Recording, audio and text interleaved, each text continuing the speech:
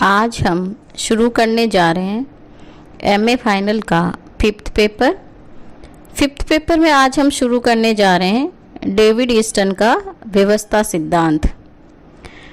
David Easton का जो व्यवस्था सिद्धांत है उसे हम निवेश निर्गत विश्लेषण भी कहते हैं। डेविड ईस्टन ने आधुनिक काल में इस पद्धति का प्रतिपादन किया था, जो उनका महत्वपूर्ण योगदान माना जाता है।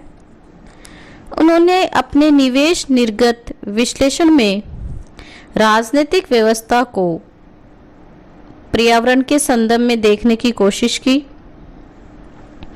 उनका मानना है कि पर्यावरण से निवेश के रूप में मांगे उठती हैं और उन्हें व्यवस्था का समर्थन प्राप्त होता है। डेविड ईस्टन कहते हैं कि पर्यावरण से निवेश में मांग उठेगी और उस मांगों के समर्थन में जो व्यवस्था है उसमें समर्थन उनको प्राप्त होगा।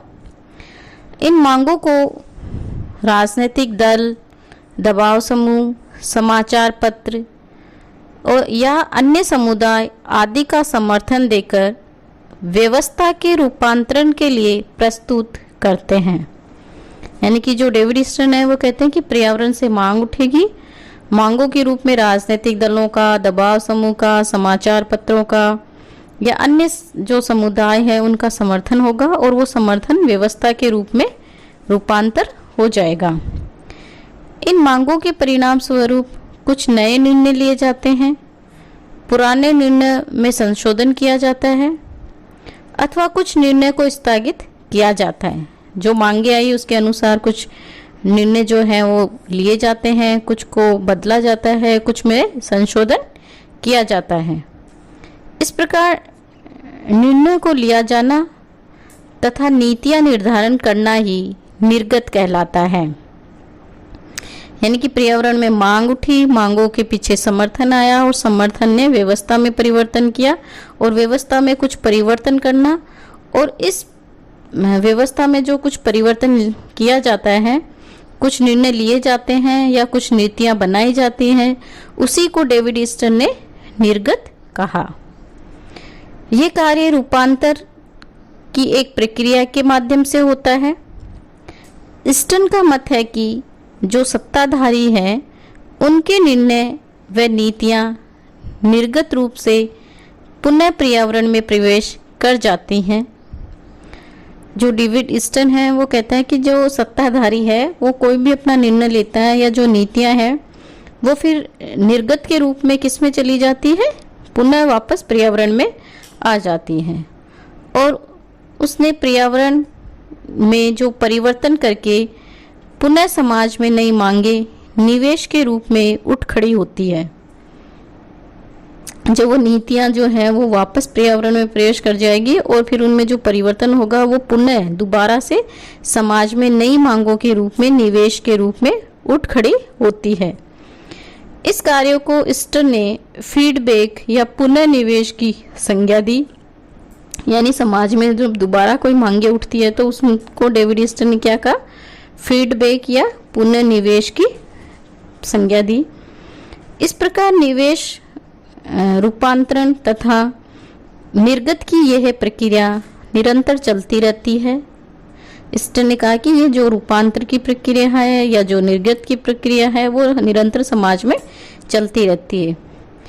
ईस्टन का मत है कि राजनीतिक व्यवस्था को बनाए रखने के लिए निवेश, रूपांतरण और निर्गत की इस प्रक्रिया का सदा चलते रहना आवश्यक है।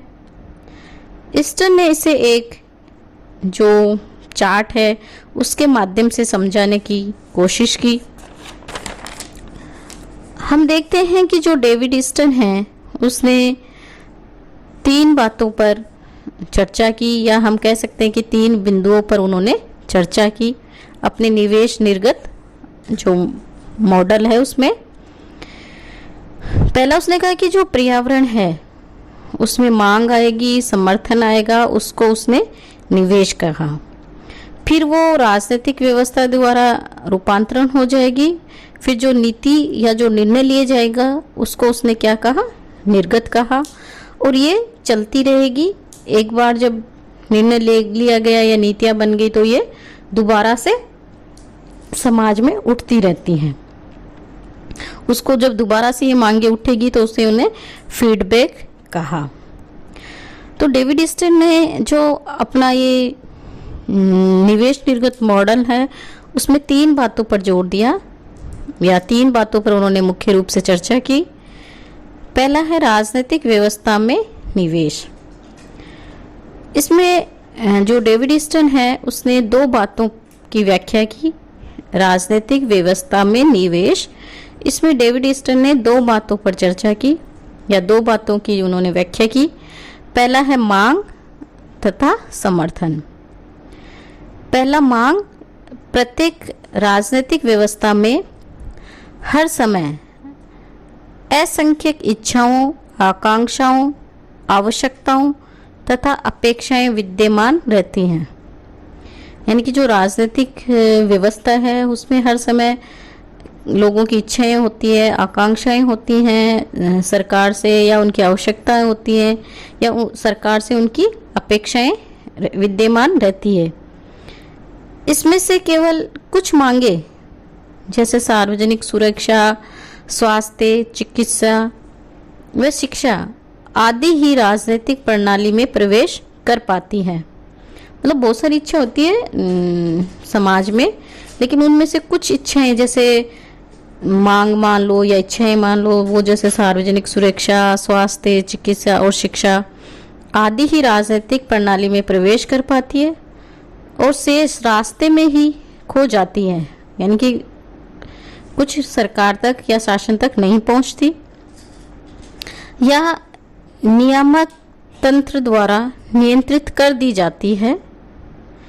स्टर्न कहता है कि इन मांगों को उजागर करने का कार्य राजनीतिक दल, समाचार पत्र, हित समूह आदि के द्वारा होता है।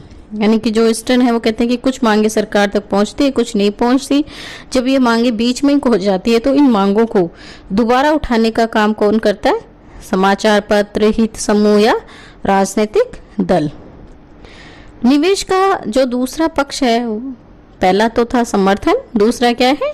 निवेश का दूसरा पक्ष है समर्थन।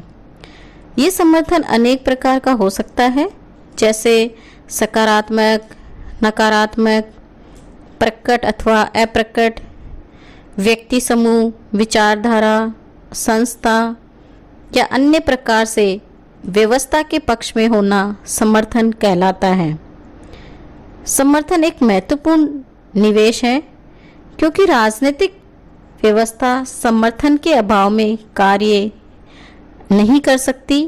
बिना समर्थन के मांगों का कोई औचित्य ही समाप्त हो जाता है। यानी कि समाज से मांग आई, कुछ मांगे जब सरकार तक पहुंचती है, कुछ नहीं पहुंचती, तो जब उनके पीछे समर्थन होता है तभी उन मांगों का औचित्य होता है, वरना नहीं होता। और जो समर्थन है वो संस्था द्वारा मिलता है, विचार द्वारा मिलता है या व्यक्ति समूह द्वारा मिलता है, इनके द्वारा उनको समर्थन प्राप्त होता है। अब जब मांग है, मांग के पीछे समर्थन है, और समर्थन किस में अब बदलेगा? रूपांतर प्रक्रिया के माध्यम से वो निवेश में बदल जाएगा। दूसरा जो डेविड स्टर्न ने चर्चा करी वो है मांग का रूपांतरण।